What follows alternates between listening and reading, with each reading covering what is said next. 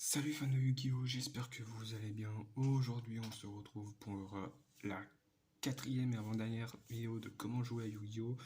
On va s'occuper maintenant sur les invocations Synchro Xyz. Donc, ce sera une vidéo qui va durer très peu de temps parce que normalement, je devais faire une vidéo complète avec les invocations pendules et liens. Mais j'ai envie de les séparer parce que dans cette vidéo, j'ai autre chose à vous dire concernant la chaîne. Concernant pas mal de choses c'est pas vraiment des très très bonnes nouvelles pour moi non plus, parce que j'avais vraiment envie que cette chaîne marche, mais le problème c'est que c'est un peu compliqué. Donc je vous en parlerai après. Là on va s'occuper des invocations et on va parler directement de robots synchroniques, de robots guerriers, un monstre synchro. Alors le robot synchro, le robot guerrier je veux dire, comment on peut l'invoquer? Donc, comme marqué sur la carte, il faut robot synchronique et un monstre non synthoniseur. Un monstre synthoniseur, c'est quoi? C'est ces monstres-là. Donc ces monstres-là, voilà, ils ont guerrier synthoniseur. Normalement, ça doit être marqué effet parce qu'il a un effet. Et son effet, c'est quand il est invoqué, il peut invoquer spécialement un monstre de niveau 2 depuis le cimetière. Quand il est invoqué que normalement, pas spécialement. Et ensuite, un monstre de niveau 2 non synthoniseur. Donc c'est le autre monstre qu'on a l'habitude de voir dans Yu-Gi-Oh! Donc là, c'est Hérisson à boulon. Et en fait, pour invoquer le monstre synchro, il faut juste en fait additionner les deux niveaux. Donc niveau 3 plus niveau 5, niveau 2 est égal à niveau 5. Voilà. Donc vous les envoyez au cimetière, vous l'invoquez sur le terrain, et voilà. C'est tout con. Sincèrement, c'est tout simple. Alors bien sûr, comme dans toutes mes autres vidéos, il faut toujours lire ce qui est marqué sur les monstres, que ce soit extra deck, dans le deck ou les cartes magiques et pièges, parce qu'il y a beaucoup d'autres conditions. Par exemple, pour certains monstres synchro, vous allez voir un monstre synchro synthoniseur plus un monstre synchro ou plus. Voilà. Etc., etc.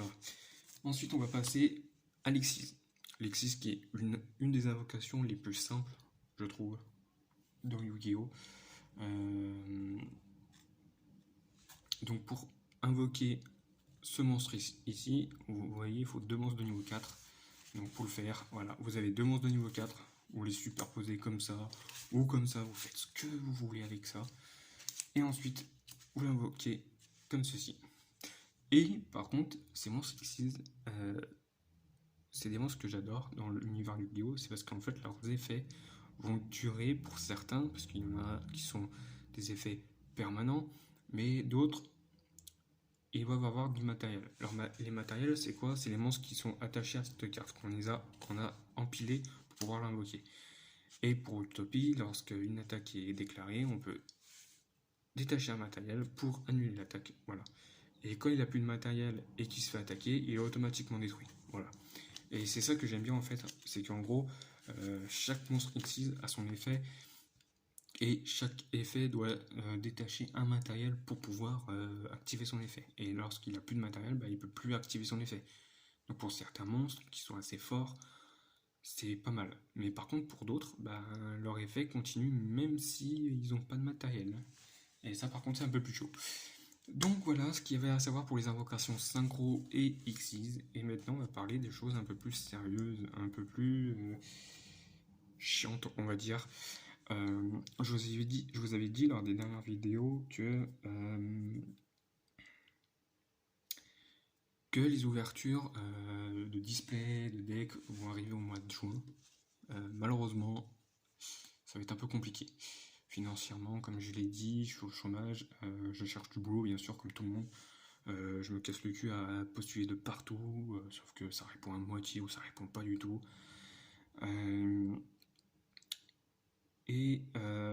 C'est compliqué pour moi parce que je veux que ma chaîne marche. Je vous le cache pas, je veux que ma chaîne marche. Ça fait quand même depuis mes 8 ans, donc ça fait 21 ans que je connais Yu-Gi-Oh! 21 ans que je joue plutôt rétro et fun que compétitif. Là, j'ai créé un deck un peu compétitif, mais il faut que je le teste. Je le teste sur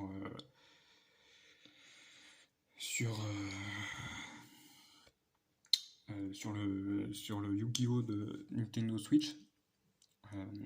Legacy of Duelist. Je vous en ferai une présentation. Après, vous me direz ce que vous en pensez, s'il peut être fort, s'il peut battre certains decks, ou s'il faut que je change certaines cartes, etc. Et en revenant pour les ouvertures, pour le mois de juin, ça va être un peu compliqué. Je pense qu'il n'y aura pas d'ouverture. Ça me dégoûte. Sincèrement, je vous le dis, ça me dégoûte vraiment parce que il y a 3 extensions que j'attends depuis un petit moment déjà. Lightwing Overdrive, God Egyptian et King Quartz. Et ça me dégoûte. Ça me dégoûte vraiment. Alors, si j'arrive à trouver un boulot entre temps, je vais voir. Mais j'ai fait les calculs pour le mois prochain. Je peux pas m'acheter quoi que ce soit, quoi. Donc c'est vraiment galère. Cette pandémie, elle nous a cassé les bonbons à tout le monde. Elle a mis beaucoup de personnes au chômage. Et voilà. Et donc j'espère trouver vite fait du boulot, que je puisse respirer un peu. Et puis surtout recommencer comme avant. Parce qu'avant, je faisais des ouvertures, je faisais des présentations de deck. Et puis après, pendant un certain mois, j'ai arrêté parce que j'ai retrouvé du boulot. Pendant 2 mois, ça s'est arrêté parce que j'ai fini mon contrat chez eux. Et ils n'ont pas voulu me garder. Ils n'ont pas pu me garder plutôt, c'est pas voulu, mais ils n'ont pas pu me garder. Et voilà. Donc c'est un peu compliqué pour moi. J'espère vraiment que ma situation va s'arranger parce que je vous jure que c'est catastrophique. C'est vraiment catastrophique que là, le Lightwing Overdrive, à l'heure actuelle, j'aurais eu l'argent nécessaire, j'aurais pu m'acheter la display. Je vous le cache pas, j'aurais pu m'acheter la display. C'est pour ça que j'ai mis en vente ces 3 collectors rares. Alors comme on les voit ici, on dirait pas vraiment des collectors rares, mais vous inquiétez pas, c'est des collectors rares sur mon site Rakuten. Donc je les ai mis en vente parce que voilà, j'ai besoin de vivre aussi. Hein. J'ai besoin de vivre. J'avais dit que les prix sont négociables, sauf pour celle-là. Celle-là, je la laisse à 150. Je l'ai déjà baissé 200 € parce qu'au départ, elle était à 250. Je l'ai baissé à 150. Elle, je crois que c'est 70 et elle, c'est 80, un truc comme ça, ou l'inverse. Et les deux, je peux encore baisser le prix d'une quinzaine d'euros, mais pas plus. Pas plus parce que le but pour moi, c'est de les vendre et c'est pas de les donner non plus. Donc voilà. Donc si ça vous intéresse, sautez sur l'occasion, et si ça vous intéresse pas, au bout d'un moment, je vais devoir baisser les prix jusqu'à ce que jusqu'à ça intéresse quelqu'un. Mais bon. Le but après, c'est pas non plus de vous forcer à m'acheter les cartes. Hein. Je vous dis simplement ce que je mets en vente. Après, chacun est libre de faire ce qu'il veut. Si vous voulez les acheter, tant mieux. Si vous voulez pas les acheter, c'est pas grave, il n'y a pas de problème. Voilà.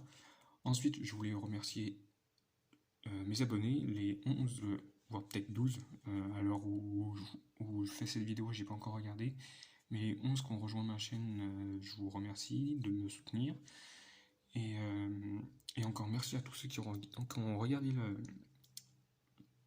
le deck profile sur la barrière de glace. C'est la vidéo qui a fait le plus de vues. Ça m'a beaucoup étonné. Au départ, elle faisait 2, 3, 4 vues. Après, c'est monté à 10, 15. C'est resté à 15. Et là, en l'espace de... Je crois que je l'ai fait il y a le mois dernier, je crois. Et en un mois, c'est presque à 300 vues, peut-être. C'est pareil, j'ai pas encore regardé le nombre de vues à l'heure actuelle, donc je peux dire 300 alors que c'est 400, c'est 500, bref. Je remercie tout le monde. Après, n'hésitez pas non plus à me donner des conseils pour ceux qui sont un peu plus expérimentés dans les decklists. Dites-moi si la decklist vous a plu, etc. Je réponds aussi à certains de vos commentaires, mais bon, pour le moment, j'en ai très peu. J'en ai vraiment très peu, mais pour ceux que j'en ai très peu, je réponds tout le temps. Et donc voilà, donc j'espère que ma situation va s'arranger parce que sincèrement, j'ai vraiment envie de vous faire l'ouverture des 3 displays, des 3 extensions qui vont sortir en juin.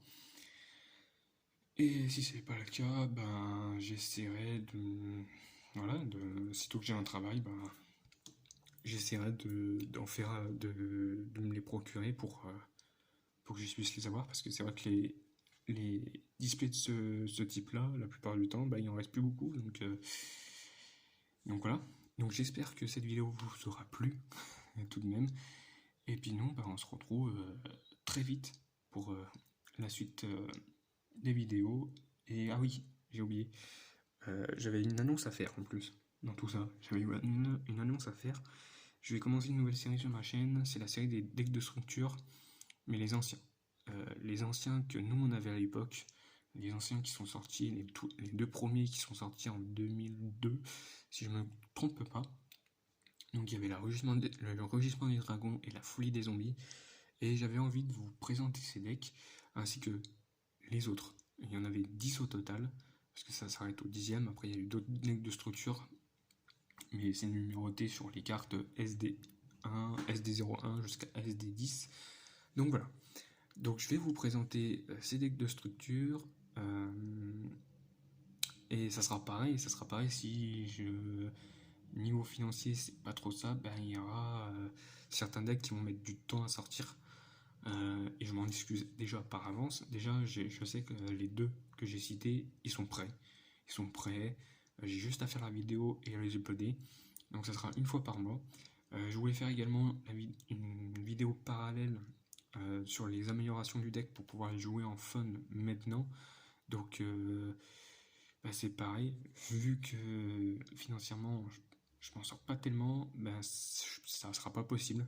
Malheureusement, cette vidéo sera pas possible à faire. Sitôt que ben, j'aurai trouvé un boulot, etc. Voilà, c'est comme tout à l'heure, comme je l'ai dit tout à l'heure. Je me relancerai dedans, je vous ferai des vidéos, il n'y a pas de souci. Mais pour vous dire que la chaîne ne va pas s'arrêter, même si ben, il y aura très très peu de contenu, malheureusement. Mais ma chaîne ne s'arrêtera pas parce que j'ai aucune envie qu'elle s'arrête, j'ai envie qu'elle continue. Et ça sera grâce à vous de me soutenir. Si vous voulez que cette chaîne continue, soutenez-moi et je ferai tout mon possible pour qu'elle continue. Et même si pour certains vous voulez pas parce que vous en foutez, et ben je continuerai quand même parce que c'est ma passion. Yu-Gi-Oh, c'est ma passion, c'est ce que j'aime le plus, ainsi que les jeux vidéo. Parce que faut que je vous le dise, j'avais aussi ouvert une chaîne sur du let's play, sauf que celle-là, je l'ai arrêtée complètement. Je l'ai arrêtée complètement parce que je fais aucune vue. Mon PC actuel, il est en train de me lâcher de plus en plus. Je peux plus jouer, je peux plus rien faire. Alors, je peux enregistrer des vidéos sur Xbox avec un Avermedia, mais le problème, c'est que il faut que j'arrive à l'uploader. Et sur mon PC actuel, ben, c'est un peu mort. Sur mon PC portable, il rame beaucoup, donc quand je upload une vidéo, ben, faut attendre. Donc voilà. Donc c'est pour ça aussi que c'est un peu galère pour moi de faire des vidéos en ce moment. C'est que ça arrive tout d'un coup. Le chômage, le PC qui me lâche au bout de quelques mois, c'est vraiment la galère. C'est vraiment la galère. Bref, j'espère en tout cas que cette vidéo vous aura plu. Si vous avez des questions, par rapport aux invocations, si vous avez des questions par rapport aux futures vidéos qui vont arriver, posez-les, j'y répondrai avec plaisir. Et on se dit à la prochaine. Allez, portez-vous bien, salut.